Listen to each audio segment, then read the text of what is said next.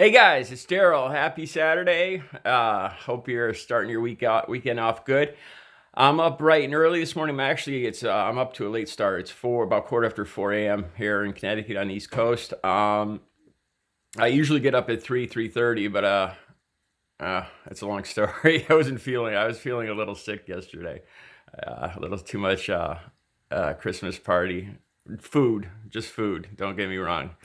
I ate too much food yesterday. Anyway, enough about that. All right, I don't know where to. Like I said, I've been trying to catch up. I hate not being uneducated in a current topic, especially something so pertinent to the divisiveness in this country right now, and to the Second Amendment. So I've been taking a crash course. I've been reading over what I did this morning. I decided to go to the NRA side of this and the gun owner side of this. I'm pretty sure I got a pretty good understanding of the left-wing Democrat liberals, more or less, side of it, or our side, I guess you could say. I wanted to see the NRA's side, and I got to admit, it made some sense to me. It did, it did, and I hope, I'm like I said, I'm still in the process of reading over all the information. I don't want to just read I don't want to just read the left side of it, like last night. Bo had a great take on it. Then I read a few other things, but they were very liberal. So this morning, I want to get a balanced view of this. So this morning, I'm reading mostly NRA stuff. Okay, one of the troubling things I found is they have sign-up centers in Virginia for this Second Amendment. I don't know what you call it. This campaign, whatever you want to call it. This campaign, we'll call it that for now. I haven't had my coffee yet, so bear with me. I was dying to make this video, so as soon as I got up and showered up, I got out here to make this video. All right. The troubling thing I found is there was like dozens of sign-up centers, and they were all gun shops. Now, on one side, I was like, well, I suppose that makes sense, But on the other side, I started thinking, if there was going to be a sign-up for a movement around here, it would be perhaps at the VFW, perhaps at the town hall. It seems it's a little troubling to me that every sign-up center, the dozens I looked at, were all gun shops. Now that tells me there's a lot of money involved here. I didn't know this. Well, up until a couple weeks ago, I didn't know this, but gun sales dropped sharply. With the gun dealers have been suffering, I guess we'll say. I use that word sarcastically. They've been suffering under Trump here because I guess apparently everybody ran out during the Obama administration with that ridiculous thought that Obama was going to take your guns. I'm trying so hard not to use a Midwestern Southern accent when I try to do a far right impersonation, and I am truly sorry. I'm trying to get over that stereotype. I learned. All right. Okay. I want to tell you guys about how I grew up. My father was the park ranger, the top guy. He worked for a long time, I remember, to get to this position. Not for a long time, but until I was about 5 or 6, I remember him working hard in factories and stuff around here. But he also worked as a forest firefighter for the Connecticut DEP, Department of Environmental Protection. He eventually got this job, and he was the top ranger at what we call Black Rock State Park near here. This is where I grew up. It's a beautiful park, campground, hiking, fishing, and he was the top man. And with that, we got to move into the state house, the big house in the park that controlled the whole maintenance barn and all the trucks and all the equipment back in behind it and a couple lots behind. But we had this nice house with big pine trees and everything. And I grew up as the state park, as my backyard. On days when it snowed and we had school off, I had that entire park to myself. It was one of my fondest memories. I would go over there with my hockey skates, my ice skates, whole park to myself. I'd shovel off the the ice. And I just remember looking around at the pine trees all around me, the snow coming down, and the entire place was mine. And the snow, the beautiful snow coming down all around me against the pine trees, and just for acres and miles all around me, all just mine, like an echo. You know, it was the most beautiful way to grow up. Um, okay, he was a gun owner and a gun collector. Down in our basement, we had up to about 40 guns. And I inherit when he died of brain cancer. The story gets sad as he got malignant brain cancer. I remember this, and it was a brutal death. I remember being like about 8 years old, and I remember seeing him look at the clock and covering his eyes. And I thought it was a game, so I started doing it. Looking back, he was getting double vision because of the tumor in his head, and he was trying to figure out his vision. It was a tough time. Um, so I inherited these guns. I remember I had a double barrel Antonio Zoli shotgun, a Mossberg Slugger, a Remington 20 gauge. I had a couple NATO guns, 7.56 Mauser, I think it was, a British 303. I think it was like a sniper rifle. I had a 40 mag Ruger, not 44, 40. Or is it 41? 41. It was a 41. I'm sorry. I still have that too. I got a 357, 22 semi-automatic Ruger.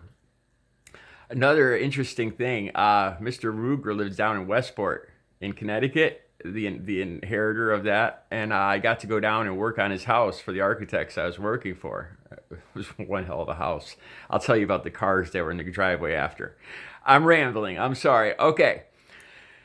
So I grew up learning to shoot guns.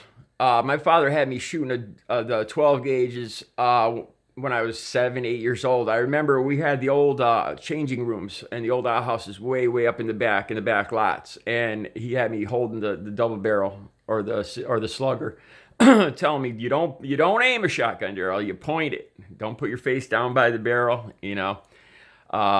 And that motherfucker blew the door right off the hinges. No, it was the double barrel because I remember the two holes like a figure eight and right through the door, loaded with double buck.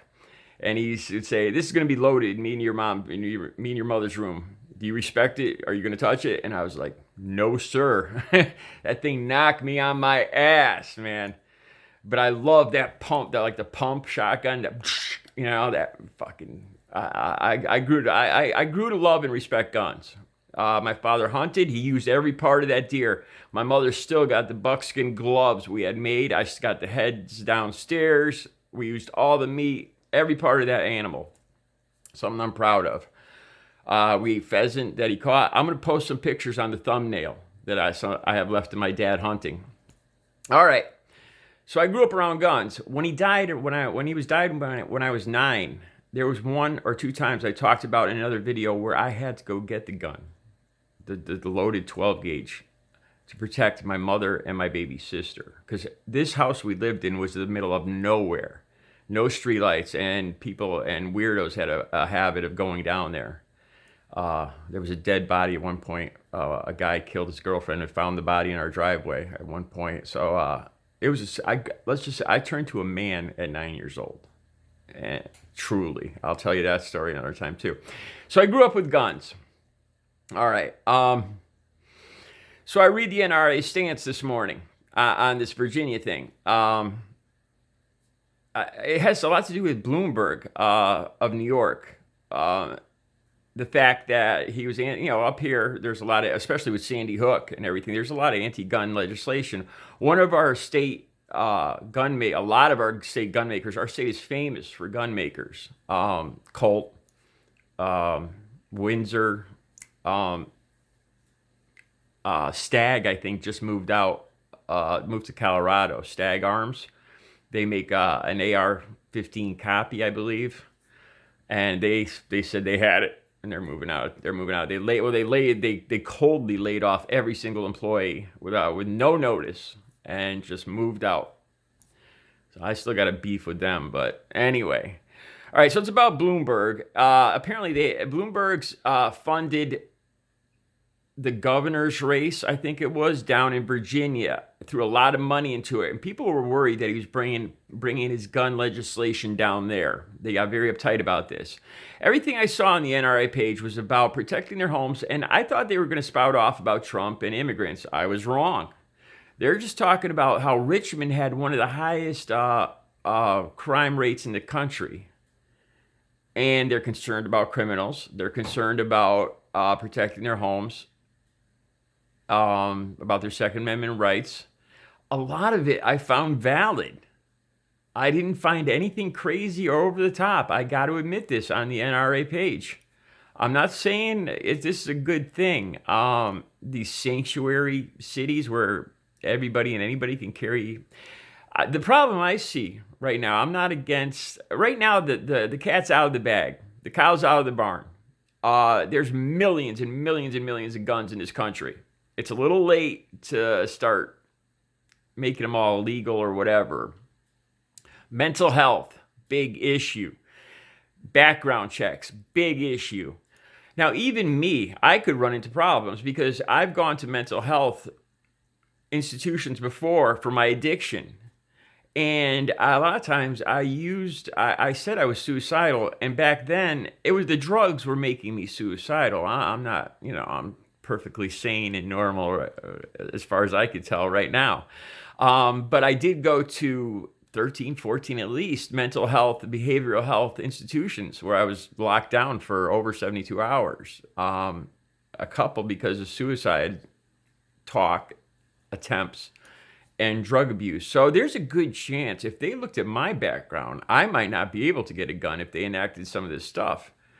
But I think it's necessary all the same. And it's tough to figure out who can, who's insane, who's going to become insane, and who's not.